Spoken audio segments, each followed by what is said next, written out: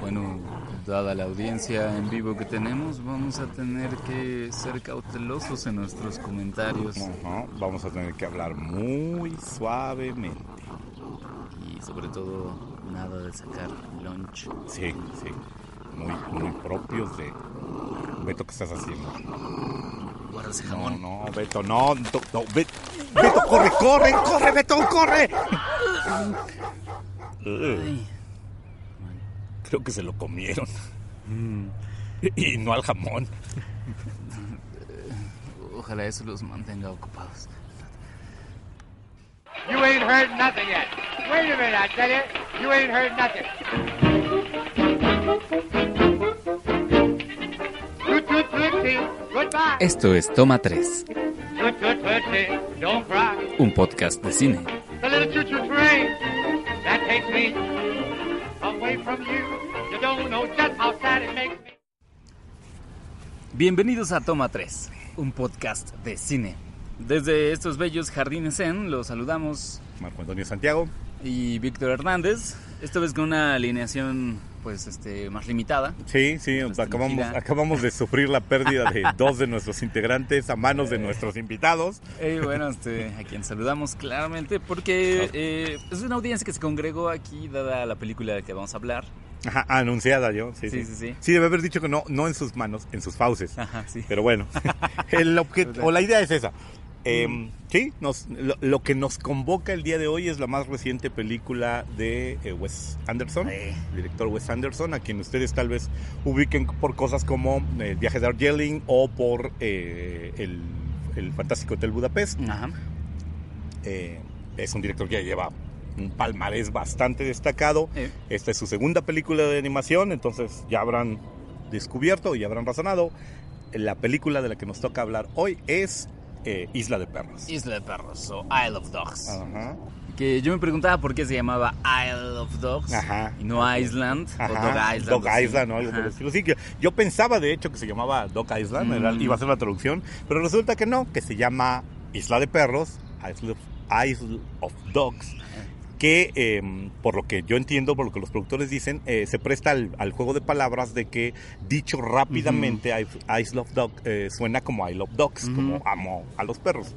Y pues es que justamente se puede pensar en esa película como como esta carta de amor a los perros, no solo porque tiene un matiz pues casi animalista, sino porque los protagonistas principales son perros. Sí, y porque tiene un tono muy bonito, muy reflexivo. Creo que todos aquellos que hayamos tenido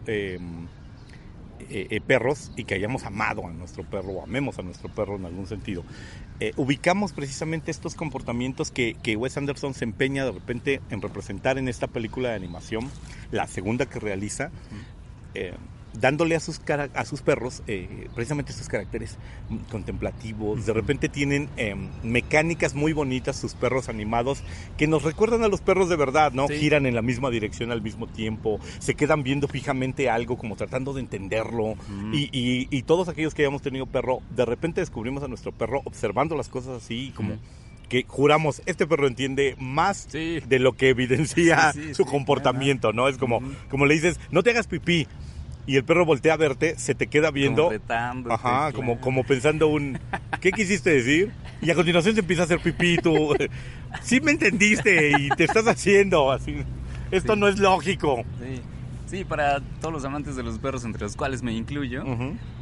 Y también yo, sí. Creo que ver esta película, bueno, a mí me tenía con una constante lágrima asomándose en mis ojos. Sí. Porque tenía muchas partes muy emotivas, pero también muchas partes en las que, o sea, tú no quieres ver sufrir perros, es de las cosas como que no te gusta ver en pantalla. Ajá. Y entonces, pues esta historia, como una buena historia, tiene sus altibajos y los perros sufren cosas, etcétera. Entonces estás todo el tiempo diciendo, ojalá no me pase nada. Ajá, te vives con el secreto terror. Yo lo llamo el síndrome señor Osito. El síndrome señor Osito, porque si ustedes vieron Inteligencia Artificial de Steven Spielberg, sí. Tú a lo largo de la película, esto me lo contagió alguien con quien fui al cine precisamente a ver esta película, hacía esta referencia de que tú a lo largo de la misma, todo el tiempo estás temiendo que el señor Osito es el típico personaje que debe morir, o bueno, que debe ser destruido, ¿no? Que funciona como una suerte de conciencia, es tierno, es un acompañante, pero es un personaje sacrificable, que puede darle potencia a la película, y entonces tú vives todo el tiempo a lo largo de la película temeroso cada segundo de en dónde se nos va a quemar el señor Osito, se nos va a triturar el señor Osito, o se nos va a estallar el señor Osito. Y el señor Osito nunca le ocurre nada, pero tú vives toda la película con ese temor, ¿no? Con esta manipulación. Entonces, ese fenómeno, así es como yo lo denominé ahora cada que voy a una película, esta película tiene mucho de eso. A lo largo de ella estás todo el tiempo temeroso de, aquí le va a pasar algo a un perro. Hay un momento en el que de hecho Wes Anderson nos lo hace descaradamente. Para aquellos que hayan visto la película sabrán en qué momento me refiero. Hay un momento en el que nuestros protagonistas se separan en dos grupos y uno de ellos parece haber sido aniquilado de golpe y sientes un bajón anímico como de, hijos, ni siquiera merecieron la escena de sus muertes. No es que la pida, pero ¿qué pasó, no? Sí. Entonces te frustra un poquito. Hagamos primero, ahora que Peto no está y que no me prohibirá, pasemos por una pequeña sinopsis de la película. Isla de Perros es una historia ambientada en Japón, en un Japón futurista, en una ciudad, Megasaki, si mal no estoy. Y en esta ciudad hay un alcalde que viene de una larga línea de alcaldes apellidados Kobayashi, de una larga familia, que parecen amar a los gatos y odiar a los perros. Y bueno, este alcalde en el futuro decide prohibir la existencia de los perros en la ciudad debido a que estos tienen una serie de males, una serie de enfermedades que él asegura pueden contagiarse a los seres humanos, ¿no? Tienen una gripa y una enfermedad ahí cutánea y todo, que podrían poner en peligro a los humanos, y entonces él decide desterrar a los perros de la ciudad, ¿no? Todos los perros de la ciudad son entonces reubicados, enjaulados y llevados a una isla de basura en las proximidades de esta ciudad de Megasaki y abandonados allí a su suerte. La historia que nos va a contar es la de un niño un sobrino de este alcalde Kobayashi, que va a ir a buscar a su amado perro, a su perro protector, y que va a sortear una serie de peligros para reencontrarse con él. En el camino encontrará el apoyo de otro grupo de perros que lo acompañarán en su aventura, ¿no? Incluyendo a estos perros disciplinados y amorosos, que aparte saben su lugar en el mundo, ¿no? Un perro no es nada sin su amo, y se encontrará un perro callejero, que es el protagonista de nuestra historia, que es este perro que no tiene dueño y que no tiene amo y que no quiere un amo, y que lentamente se va aproximando, ¿no? hacia este niño. Básicamente, a grandes rasgos, esa es la anécdota que nos cuenta Isla de Perros.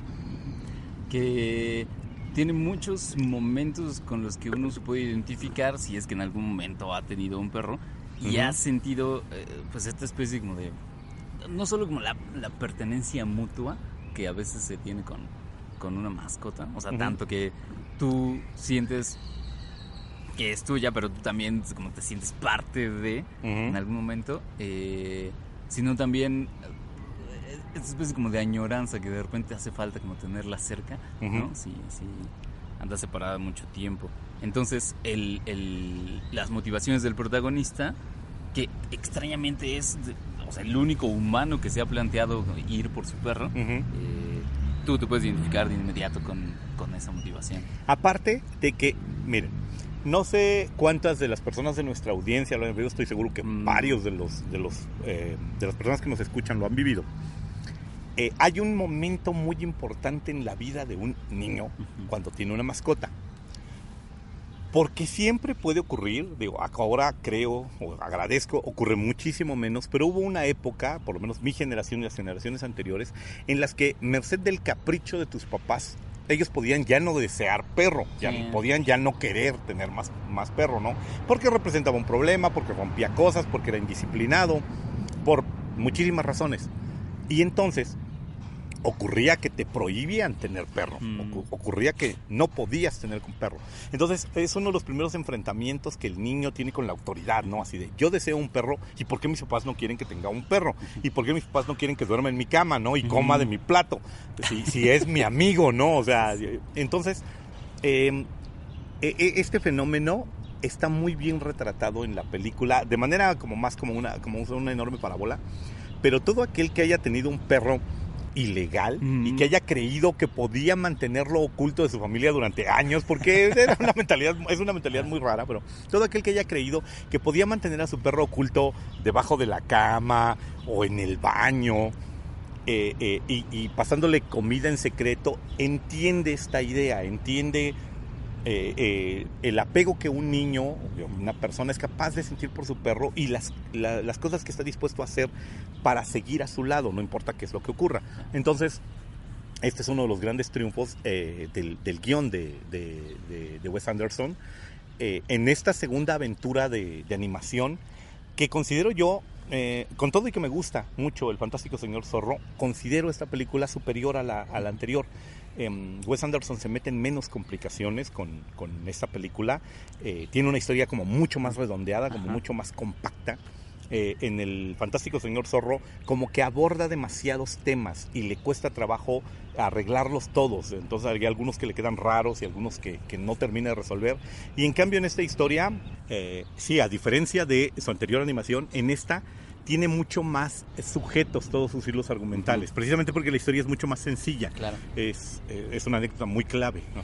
Y sin embargo, es mucho más ambiciosa visualmente hablando. Ajá, sí.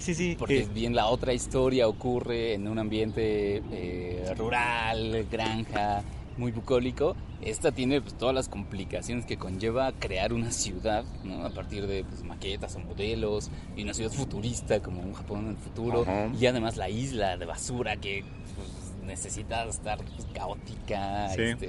Con mucha textura, ¿no? Sí. E incluso, simple y sencillamente, la animación de sus perros. Es decir, en la anterior trabaja con una maqueta que, digo, me imagino, o bueno, supongo, le daría como, ¿qué sería? 30 personajes entre todo, ¿no? Así como sus protagónicos, sus personajes secundarios y sus personajes de adorno, no son muchos. Y aquí, o sea, le echa muchísimo detalle, incluso a perritos que salen unos segundos, sí. Pues, incluso a perritos que salen muy poco tiempo a escena, e incluso ellos están muy detallados. Juega muchísimo con la luz, con la iluminación de sus propias maquetas. Aparte, para todos los nostálgicos, hacer animación de stop motion, que en este momento sería una de las recomendaciones, vayan a ver esta película precisamente por eso. Hubo un momento en el que era una de las pocas maneras de hacer animación. Estaba Harryhausen, el artífice de cosas que ustedes al día de hoy pueden seguir viendo como Furia de Titanes, estos esqueletos animados peleando contra Sinbad, este Kraken saliendo de entre las olas y enfrentando a Jason. Todas estas criaturas estaban animadas así, plastilina y movimiento, sí. Y fotografía, movimiento y fotografía, y eran enormemente laboriosas. Claro. Tal vez la gente ahora ve animaciones hechas por computadora y no se imagina que hubo una época en la cual hacer esto, la animación, cuyo canto del cisne en ese sentido fue las animaciones de Artman, que el otro de los tipos que todavía al día de hoy sigue jugando con la plastilina y el stop motion. En algún momento fueron el factor común de prácticamente todas las animaciones, o si no todas las animaciones, sí una gran cantidad de ellas que tenían este acabado. Wes Anderson es evidente que es un nostálgico del cine. Esta no es la única influencia que van a ver ustedes en esta película, sí. Pero es una de las más notorias, ¿no? Se ve que él creció viendo este tipo de películas y que ese lenguaje le fascinó y por eso lo homenajea en esta película. Sí. Yo, al ver esta película, me vinieron a la mente, bueno, me pasa mucho con las pelis de Wes Anderson, que pienso en libros ilustrados para niños, no tanto en aquellos que tienen como dibujos de Pulgarcito o Caperucita Roja, sino como en los libros ilustrados más contemporáneos, ¿no? Donde los ilustradores tienen una libertad creativa bien grande y tú te deleitas al voltear cada página porque dices así como, wow, esta ilustración está increíble, y la historia puede ser muy sencilla, o sea, puede ser un pequeño viaje o una aventura entre dos amigos, como sea, pero las ilustraciones son fantásticas. Entonces a mí en eso me hacen empezar las películas de Wes Anderson, y en particular esta, ¿no? Donde la estética visual está tan cuidada, tan detallada, se siente tan personal, tan íntima, que tú disfrutas el simple hecho de sentarte a ver las escenas en movimiento, ¿no? Al ver el diseño, a ver los encuadres, al ver los contrastes, la paleta de colores, que también es tan característica de Anderson, y la historia con que, bueno, o sea, podrías conformarte con una historia pues muy funcional. Y esta peli no solo tiene una historia funcional, tiene una historia pues que es emotiva por momentos. Puede ser sencilla, pero sí alcanza tonos emocionales grandes. Sí, mira, aquí es en donde podemos distinguir que Wes Anderson es un creador. Hey. Es un tipo que tiene un sello. Para todos aquellos que lo vengan siguiendo de sus viejas etapas, yo por ejemplo confieso que Rushmore no la vi. Su ópera prima. Su ópera prima como largometraje, pero vengo siguiendo su producción desde los excéntricos Tenenbaums, desde Royal Tenenbaums, ¿no? Que es una película que sacó a muchas personas de su zona de confort. Es decir, si ustedes estaban acostumbrados a ver a Owen Wilson y a Ben Stiller, al Frat Pack, haciendo comedias pues más bien escatológicas, o por lo menos muy estridentes y todo, de repente ver a Ben Stiller saliéndose de eso, a Owen Wilson saliéndose de eso, ver a Angelica Houston, a Gene Hackman haciendo personajes en una comedia que no es la comedia clásica que los Estados Unidos están acostumbrados, Hollywood sobre todo está acostumbrado a darte, te dejaba como con un, mira qué rico, ¿no? Y a partir de allí ir viendo, por ejemplo, El viaje submarino, El fantástico señor Zorro, que es una película muy bonita, el Gran Hotel Budapest, que es hasta el momento es una de sus películas más galardonadas, pues aparte es una de las que mejor consideradas están. Vamos viendo como cuáles son los gustos, las obsesiones, la manera en la que narra. Tal pareciera que Wes Anderson es como un niñote al que toma el cine como un enorme patio de juegos, y cada película se siente que es como el mismo niño que te invita a jugar a su casa, pero el juego cada vez tiene como otro destino, ¿no? O sea, puedes notar que es el mismo creador, pero no se está repitiendo. Es un tipo que sí le está apostando a hacer cosas distintas, ¿no? En el Gran Hotel Budapest, por ejemplo, hijos, le pega prácticamente o está muy cerca del slapstick, pues, o sea, es una película que hubiera podido funcionar para Buster Keaton, o incluso para Charles Chaplin, ¿no? Este juego hubiera pegado por ahí, tiene ese tipo de villanos, ese tipo de protagonistas. Ves Viaje a Darjeeling y tiene esta sensación ingenua, pero tiene este juego de viaje extraño, fantástico, iluminador, muy curioso. Ves El fantástico señor Zorro y ves como dónde están las obsesiones, las preocupaciones del autor, y ahora ves Isla de Perros y entiendes, ¿no? Es una carta de amor hacia tus mascotas. Ves Isla de Perros y observas que están allí presentes muchas de las naturales obsesiones, de los naturales temas que tiene Wes Anderson para hablar, y cómo disfraza mensajes que son muy importantes de manera muy ligera, como para que los tragues como una medicina que tiene dulce y entren y te germinen posteriormente. Yo me referiría aquí en particular a cosas como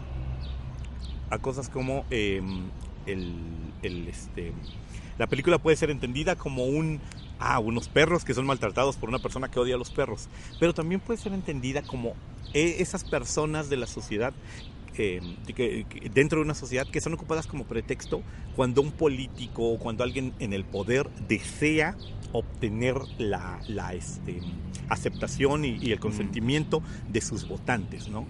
Como el razonamiento muy muy clásico de los grandes gobiernos totalitarios de primero localizamos un enemigo, luego unimos a todo el pueblo y le decimos que todos nuestros problemas son culpa de ese enemigo, y entonces por supuesto que todas las acciones en contra de ese enemigo van a ser aplaudidas, y cada movimiento que yo haga en contra de él va a ser un movimiento de liderazgo que refrenda y sostiene mi poder.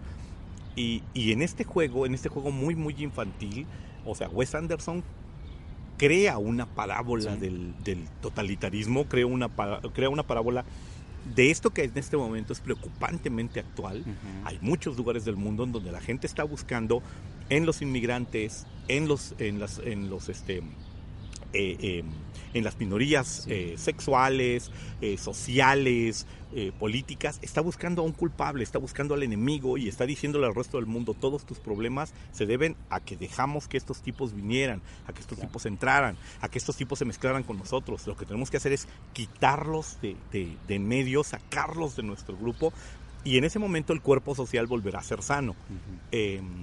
Ese mensaje está colocado de manera infantil, y lo digo en el sentido porque la palabra infantil de repente tiene un término más peyorativo, que es equivalente a tonto. Sí, pueril. Ajá.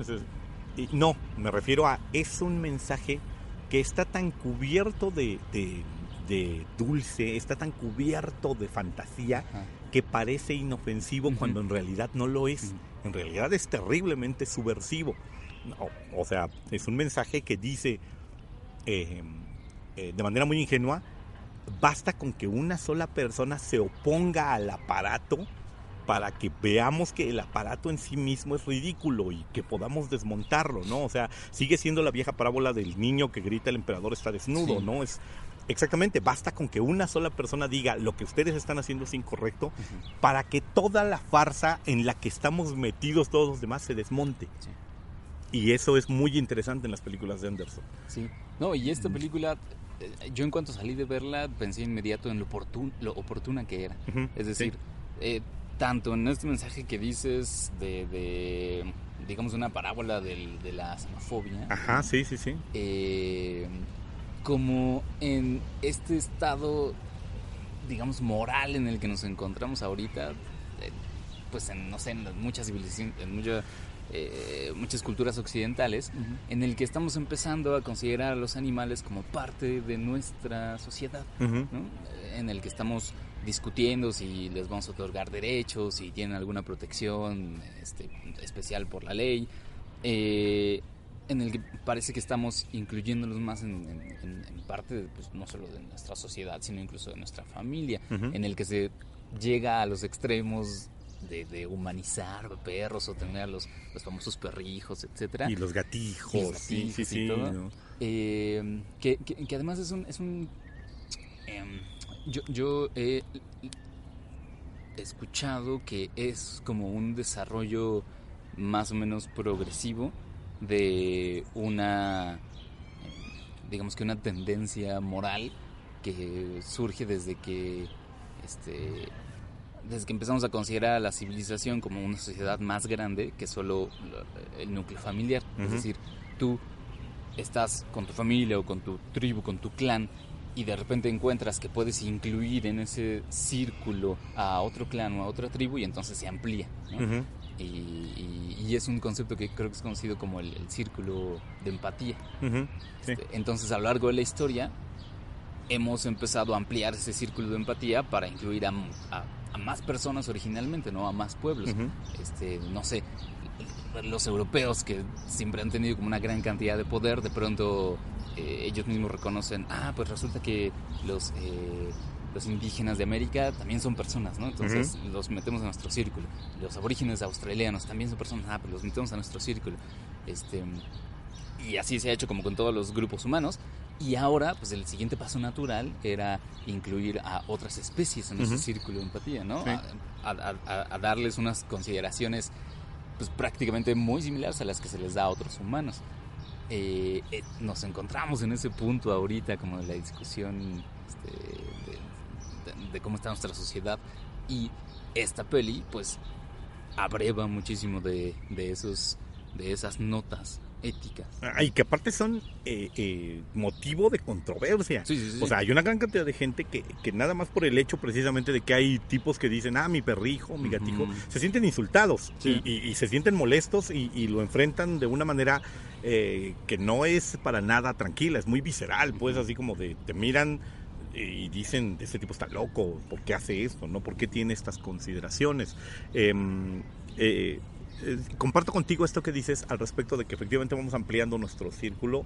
Creo que fenomenológicamente era lo que Desmond Morris llamaba tribus y supertribus, ¿no? O sea, donde vas creciendo y ampliando el grupo de personas que te parecen asequibles o que te parece aceptable que compartan tus derechos y que piensas que deben de una u otra manera comportarse, y que va curiosamente enfrentado a un digamos que a un movimiento que está cobrando fuerza preocupante, claro. Un movimiento que está cobrando fuerza, que regresa a los localismos, que regresa al concepto de tribu, y que regresa al concepto de pureza, incluso al concepto de pureza racial, ¿no? O sea, como si surgiera como un contramovimiento, como un contraflujo precisamente de nuestra idea de todos vivimos en esta enorme piedra redonda. Hay un grupo o hay un conjunto de movimientos que dicen, no, lo importante es nuestro grupo. Nuestro grupo debe preocuparse por nuestro grupo. Otros grupos que se preocupen por ellos. O sea, y lo dicen, por ejemplo, disfrazado de civilidad, los supremacistas en Europa y los supremacistas norteamericanos que dicen, a mí no me preocupa que el mexicano esté bien o mal en México, pero que esté en México. O sea, igual, ¿no? O sea, ellos dicen los latinoamericanos o los africanos, pues tienen su patria y que regresen a su patria y que no me hagan ruido aquí, ¿no? O sea, yo no soy racista, no soy supremacista. Yo simplemente digo que primero debo cuidar de mi gente y luego cuidaré de los demás, ¿no? O sea, y que ellos cuiden de ellos mismos también. Entonces, me parece muy curioso que los movimientos en ese sentido estén enfrentados, y es como un poquito lo que de manera muy infantil, te digo infantil en el buen término, claro, Wes Anderson hace en Isla de Perros, justamente, es crear estos dos movimientos que uno dice, yo estoy tratando de protegerlos, yo no quiero yo no quiero el mal de los perros, de hecho quiero ser piadoso con ellos, quiero que no sufran. Y hay otro movimiento que dice, sí, pero esto nos arrebata diversidad y nos quita a personas o a seres que han estado junto a nosotros y que nos han ayudado y que nos han apoyado y que nos han protegido. Y esas dos discusiones, la del, este cuerpo social representado por los perros, desde la perspectiva del gobierno está enfermo y debe ser cercenado de la sociedad, que es la misma discusión del presidente naranja de los Estados Unidos que dice the bad hombres, ¿no? O sea, que dice, yo no digo que todos los mexicanos sean malos, digo que los mexicanos que vienen a Estados Unidos son malos, ¿no? Y entonces, o sea, seguro que habrá mexicanos muy buenos allá en su casa, ¿no? O sea, yo he viajado a México y los mexicanos que me traen cocos con popotes seguro que son súper buena onda, ¿no? Esa visión del norteamericano, que parece haber encontrado un gran eco, digo, por eso es presidente, a pesar de que es un mal chiste, ¿no? Aunque no ganó el voto popular. Y fíjate, en ese sentido, qué acertado termina siendo la existencia de esta película en estos tiempos. Esta misma semana o hace 2 semanas, Trump declaraba que los inmigrantes latinos en Estados Unidos eran como animales. Sí. Y entonces Isla de Perros dice, bueno, si son animales, pues ni siquiera por eso tendríamos que tenerles consideración, sí. Incluso si fueran animales, tendríamos que respetarlos tanto, ¿no? Como los humanos. O sea, ni siquiera los animales merecen este trato de exclusión. Sí, aparte me gusta mucho, spoilereándoles un poco la película, hay un momento en el cual, o sea, la película nos ha planteado un supervillano que es el alcalde Kobayashi, ¿no? Y el alcalde Kobayashi es malo. Y hay un momento al final en el que Wes Anderson se detiene a hacer una consideración que la mayor parte de las historias como esta no hacen, que es mostrarnos que el malo a veces es malo porque el sistema lo coloca en la perspectiva de ser malo. Hay un momento muy bonito de la película, ya casi al final, donde el alcalde es confrontado con sus acciones, en las que le da la espalda a su sobrino y sus ojos se encienden en llamas y luego se apagan y se vuelven a encender en llamas y luego se apagan, como si él tuviera una lucha interna muy fuerte entre lo que él considera justo como persona y lo que él considera justo como político. Y ese, por ejemplo, a mí fue un momento que me gustó mucho en la película. Me gusta mucho esta dualidad entre yo opino que tú eres un ser humano y debo tenderte la mano, pero he basado toda mi política en decir que tú no eres un ser humano y que debo excluirte. Y este doble pensar tan de moda, este doble pensar que ha conseguido que George Orwell se vuelva el gran profeta de los primeros años del siglo XXI, este preocupante hecho de, tú entrevistas a personas que son detestables como figuras públicas, pero luego oyes hablar y dices, fulano no es tonto, no parece ni siquiera una mala persona. No me refiero a Trump porque no es el caso, pues, pero me refiero a muchísimas personas que parecen estar de su lado. Mucha gente que habla desde la extrema derecha, que cuando los oyes hablar parecen personas perfectamente razonables, perfectamente articuladas, no parecen bárbaros, ¿no? Y que sin embargo te preguntas, bueno, fulano, a ver, ¿por qué si eres una persona que pareces tan inteligente, que pareces tan abierto, que pareces tan lógico, eres capaz de abanderar puntos de vista que son, hijos, decimonónicos y tal vez mucho más viejos, ¿no? O sea, ¿cómo alguien que parece una persona inteligente puede decir las mujeres son infelices porque trabajan, ¿no? O sea, si estuvieran dedicadas a su hogar y a tener hijos, serían mucho más felices. Ese es el verdadero feminismo, la libertad de que tu cocina sea más grande, ¿no? ¿Cómo es que alguien puede decir eso? ¿Cómo es que alguien puede decir, por supuesto que tu color de piel influye en cómo operas frente al mundo, porque si eres moreno de arranque llegas a la tierra con rencor, porque dices, ¿por qué no soy güero?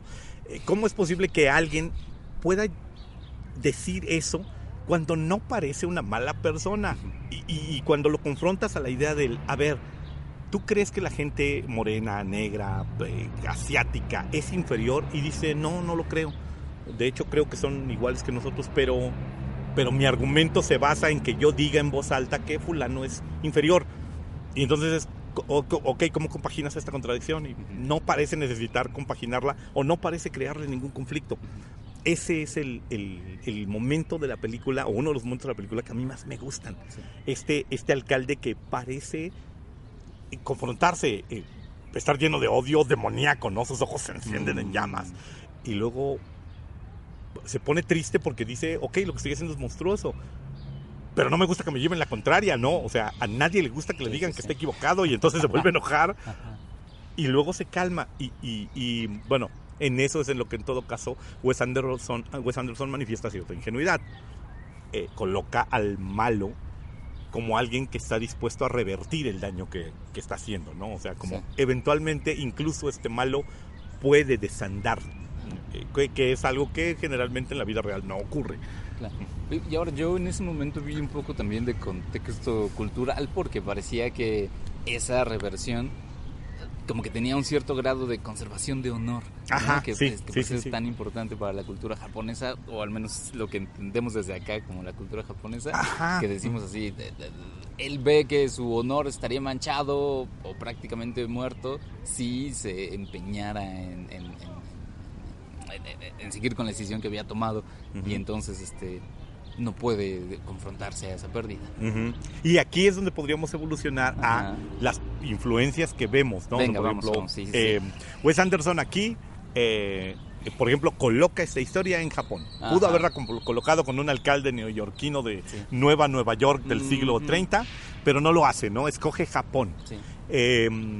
Hace aclaraciones muy chistosas, muy pueriles al respecto de que todos los perros se entienden, pero los humanos serán subtitulados, ¿no? Aparte, todo está puesto desde el punto de vista de los perros. Exacto. Y los humanos no son entendidos todo el tiempo, ¿no? Y lo consigue mediante esta mecánica de colocar a los humanos hablando en japonés. Exacto. Para precisamente que los que estamos de este lado y que no hablamos japonés, nos veamos obligados a entender solo algunas partes y a otras intuirlas o presuponerlas a partir de lo que actúa el personaje o de lo que el personaje interpreta con sus movimientos, con sus gestos y con sus actitudes, ¿no? Pero nos falta un pedacito de información. Nos obliga a sentir lo que sienten los perros cuando platicamos enfrente de ellos. Ajá, y que no nos entienden del todo, ¿no? O sea, solo ven la parte en donde gritamos y agitamos el periódico, pero dicen, ¿qué le pasa a este tipo, no? O sea, ¿por qué sacude ese zapato que hice pedazos hace un momento y que era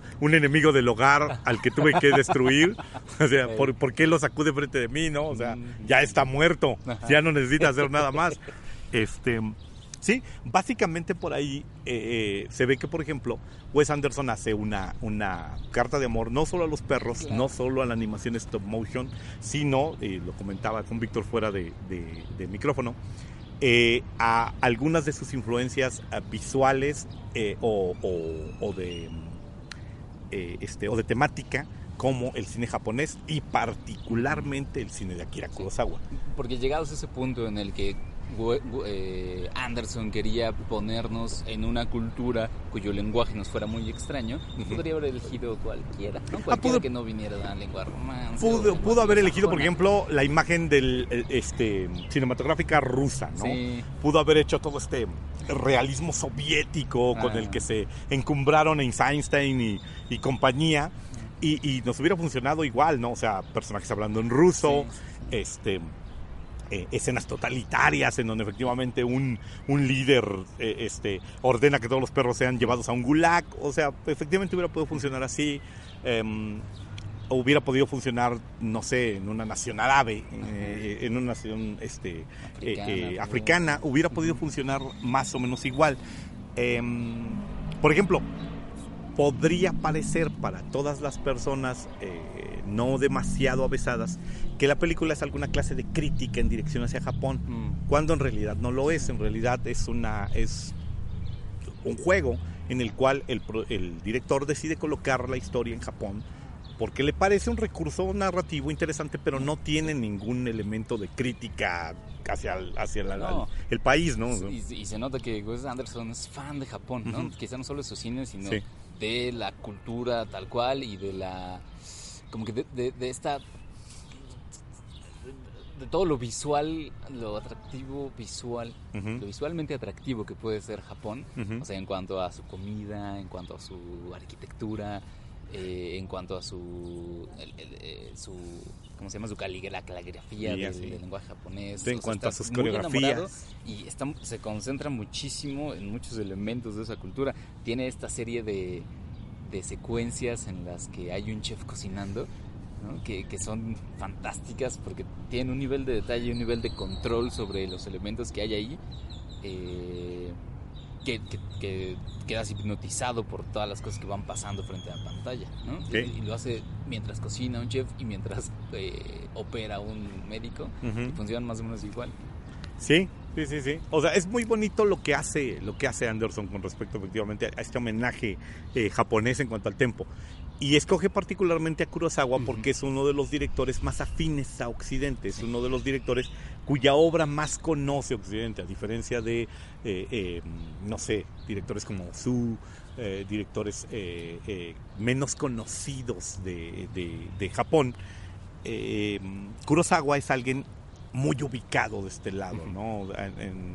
Los cinéfilos han tenido chance de ver cosas suyas desde la época en la que hizo Los 7 Samuráis, que luego se convirtió en Los 7 Magníficos. Y por ejemplo, o sea, Rashomon pareciera ser una película de obligación para todos los estudiantes de cine y para todas las personas que aprenden a hacer guiones en el cine. Pareciera ser que, por ejemplo, es una película muy, muy referencial, es una película que se tiene que ver. Y bueno, el mismo concepto, ¿no? De una historia tipo Rashomon se queda. Ajá, es la historia que tiene distintos puntos de vista, ha sido utilizado muchas veces en el cine norteamericano, incluso me atrevería a decir que más veces que en el cine japonés. Los personajes, sobre todo, por ejemplo, este estoicismo muy extraño que le da a sus perros. Sus perros enfrentan una enorme tragedia y sin embargo son capaces de mantener ciertas formas, ¿no? O sea, Wes Anderson hace una película en la que todo el tiempo tememos por la violencia de lo que le puede pasar a nuestros personajes, y sin embargo la violencia es muy controladita, está ritualizada incluso dentro de ella, y eso recuerda mucho en las épocas en las cuales dos samuráis se plantan uno frente al otro e insultan cada uno el honor del otro, se llevan la mano a la espada y a continuación cantan justo antes de batirse en duelo, ¿no? Aquí hay una escena inicial en la que dos bandas de perros se enfrentan por comida que les dejan caer del cielo ahí en los vertederos de la isla, y hay este momento de pausa en el del, oigan, vamos a abrir esto para ver si vale la pena matarnos por él, o sea, vamos a mordernos y a matarnos por esto, entonces vamos a ver si vale la pena, ¿no? Que es una ritualización muy interesante que el común del público le adjudica a culturas como Japón, estas culturas en donde incluso la violencia tiene un ritual. E incluso en estas relaciones que se crean entre perros y humanos, donde parece haber un código de honor, ¿no? Ajá. Donde el primer perro que llegó a la isla, Spots, ¿manches? ¿Algo que se llama? Sí, Spots. Era el perro de precisamente el sobrino del alcalde, que es el perro al que van a buscar, y una vez que se reencuentran, el perro automáticamente tiene que regresar a sus obligaciones que tiene con el humano, ¿no? Sí, es un samurái al servicio de su señor. Exacto, un samurái al servicio de su señor. Y para liberarse de esas obligaciones, pues tiene que pedirle a su amo que lo libere de esas obligaciones y, bueno, las haga recaer en otro perro, ¿no? Pero entonces es un código de honor entre perros que además tú lo ves y no te suena, no te choca. Tú dices, pero los perros como que sí son así. Eso es perfectamente lógico, ¿no? Aparte porque están todos los otros perros, Duke, Chief, King, Rex, que aparte todos son nombres de líderes, ¿no? O sea, todos son nombres de líderes. Ajá. Perros, ¿no? Y estos perros todos dicen, no tengo sentido sin un humano, ¿no? Que es muy parecido efectivamente al código del Bushido con respecto a los samuráis, a este código de honor que dice, un samurái puede ser todo lo capaz que quieras, pero necesita un señor. Si no tiene un señor, es un ronin, es un descastado, ¿no? Es alguien cuyos objetivos en la vida ya no pueden cumplirse. Que es el caso de este perro protagonista. Ajá, sí. ¿Es Chief o quién es? Es Chief. Chief es el protagonizado. Ajá. Bueno, el con perro, la voz de Bryan Cranston. Aparte, sí. Ajá. Esto es lo otro que es enormemente meritorio. Wes Anderson se ve que es un tipo, no sé si sea así de carismático, pero sus proyectos son enormemente carismáticos. Jalan una gran cantidad de gente. Parece ser que una gran cantidad de gente quiere trabajar con él. O sea, vamos a ver, está Bob Balaban, está Jeff Goldblum, está Bill Murray, está Bryan Cranston, está Edward Norton en los papeles principales. Pues están dando voces a los personajes principales. Oí por ahí que Goldblum no pudo por problemas precisamente de agenda participar y que su voz está grabada de teléfono, así fue como grabó sus diálogos y se los envió a Wes Anderson porque materialmente no podía estar en los estudios de grabación, pero le interesaba mucho estar allí, ¿no? Y están incluso créditos como Angelica Houston, que lleva muchos años desde Los Excéntricos Tenenbaum trabajando con Wes Anderson. Scarlett Johansson, Tilda Swinton. Pero, por ejemplo, Angelica Houston está identificada como The Mute Poodle, como el poodle mudo, ¿no? O sea, los pujidos que hace el poodle son lo que hace ella, porque Tilda Swinton es el adivino, ¿no? Es es Júpiter y el oráculo. El oráculo, ajá. Entonces es este perro que puede ver la televisión e interpreta. Es literalmente televidente, ¿no? Está también Frances McDormand, recientemente galardonada con Oscar como intérprete. La cantidad de ganadores de Oscar y nominados a Oscar que hay en la película es muy impresionante, ¿no? O sea, Bryan Cranston está nominado, Edward Norton ha estado nominado a Oscar, Bill Murray ha estado nominado a Oscar, Jeff Goldblum ha estado nominado a Oscar,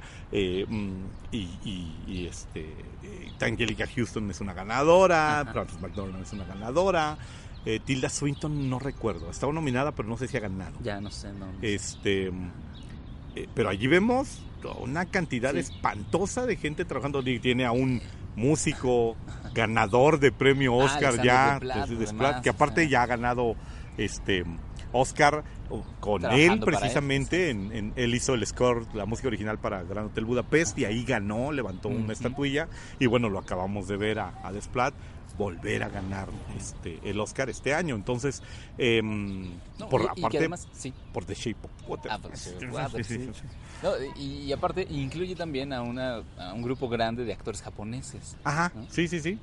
Incluyendo la voz del niño protagonista, que es según los datos, hijo de creo que de un padre canadiense y una madre japonesa. Uh-huh. Entonces habla bien inglés y japonés, japonés. hace las dos.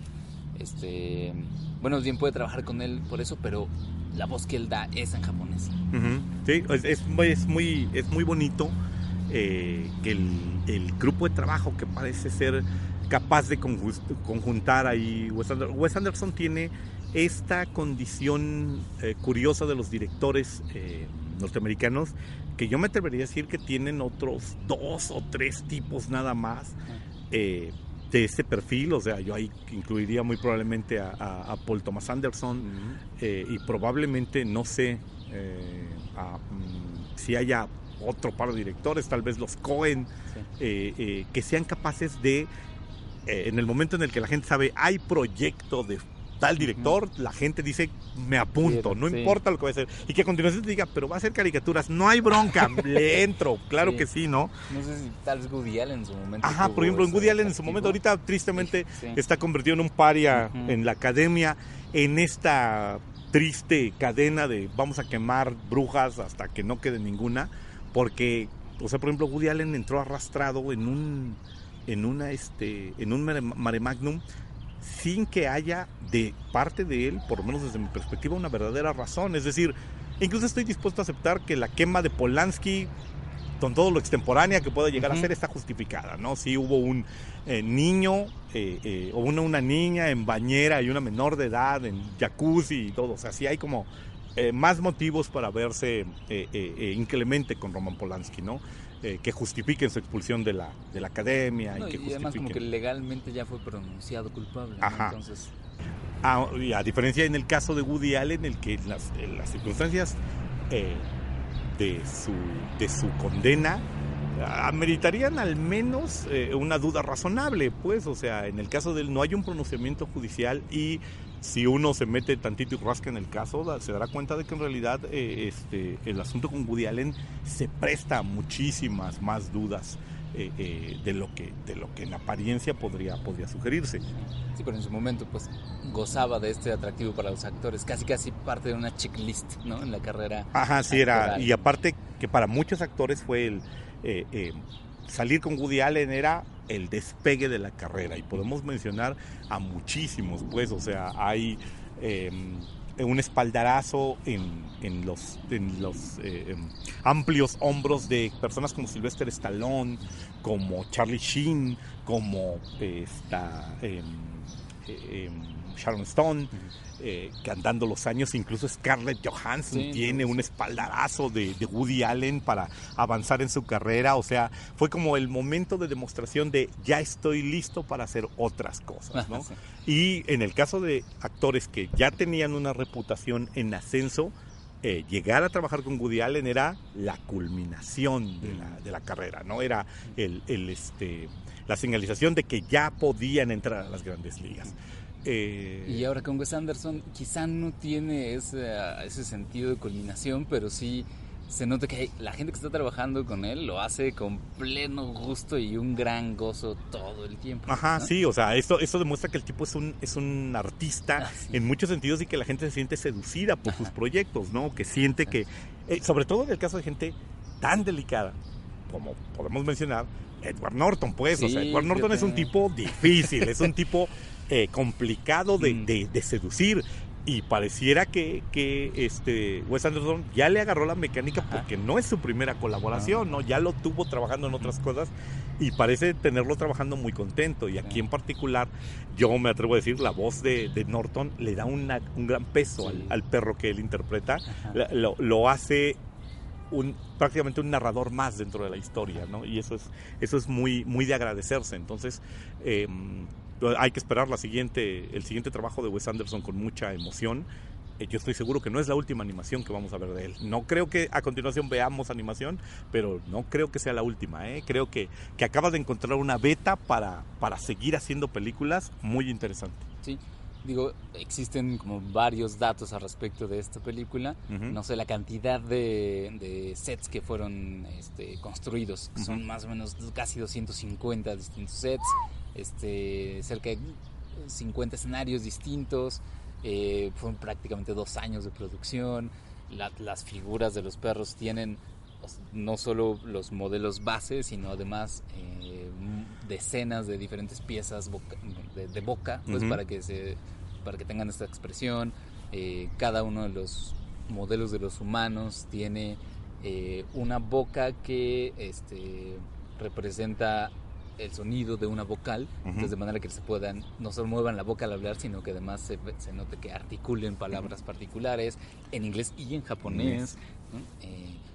Y además Wes Anderson se nota que está también preocupado en que sea una película como que sensible culturalmente, ¿no? Incluye de inicio a un guionista japonés en su equipo de guionistas. Fíjate, en su equipo de guionistas está Roman Coppola. Roman Coppola es algo de... Roman Coppola es hijo de Francis Ford, hermano de Sofía y primo de Nicolas Cage. Ah, fíjate. Sí, o sea, es la familia Coppola ahí es amplia. Entonces, está también un ¿cómo se llama? Un incondicional de Wes Anderson, que es Jason Schwartzman. Esta vez no actuando, sino curiosamente, ¿no? Y es creo que en un rato la primera vez, ¿no? Que no está a cámara en uno de sus proyectos, porque había estado en prácticamente todos en los últimos tiempos, ¿sí?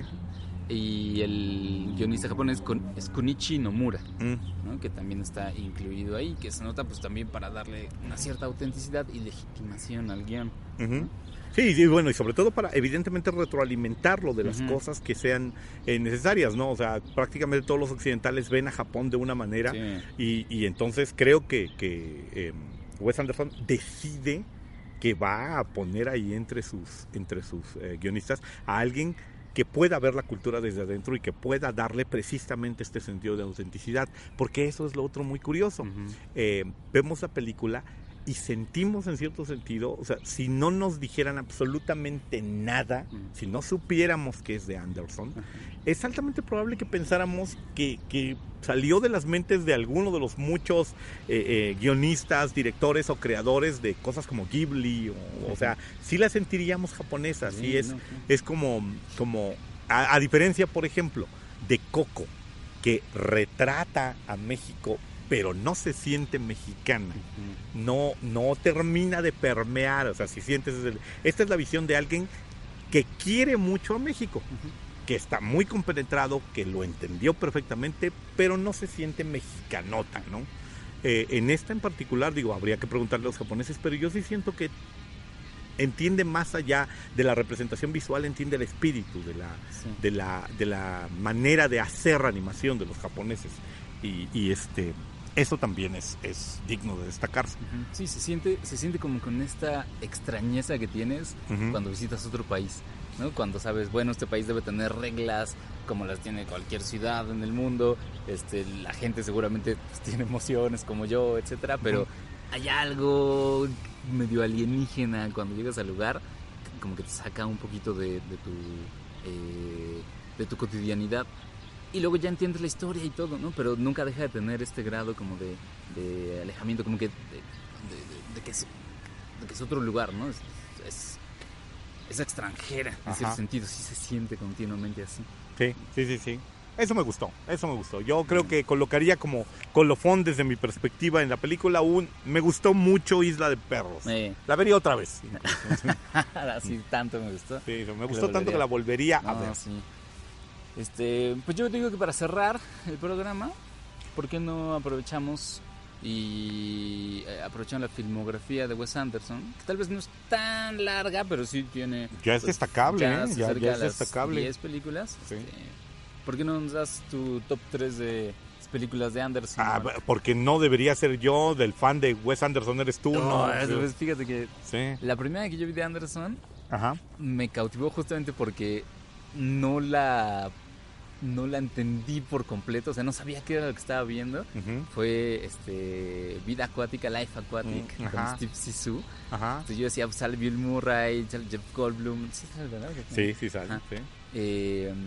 Y yo decía, ¿qué estoy viendo? O sea, como que sí parece como un documental o no, pero es muy raro, la historia es extraña, no sé. Y conforme más veces la he visto, me ha gustado cada vez más.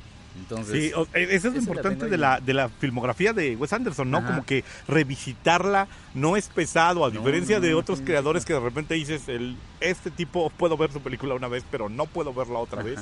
Wes Anderson como que tiene muy buenas películas. Ahí podrías encontrar una película cebolla a la que puedes descascarar y encontrarle elementos más interesantes. Yo la primera película que vi de él fue Los excéntricos Tenenbaum. Me gustó mucho porque aparte yo entré al cine esperándome algo completamente distinto. O sea, yo entré diciendo, aquí veo a Owen Wilson. Así, a Owen Wilson, aquí veo a Ben Stiller, aquí veo a Jim Hackman. Esto va a ser una comedia de situación en donde hay, no sé, una herencia de algunos ricos y un heredero perdido y vamos a tener que buscar todo esto. Y no, pues, o sea, la película tiene otro ritmo ahí. O sea, vi a Gwyneth Paltrow como creo que nunca la he vuelto a ver en la vida.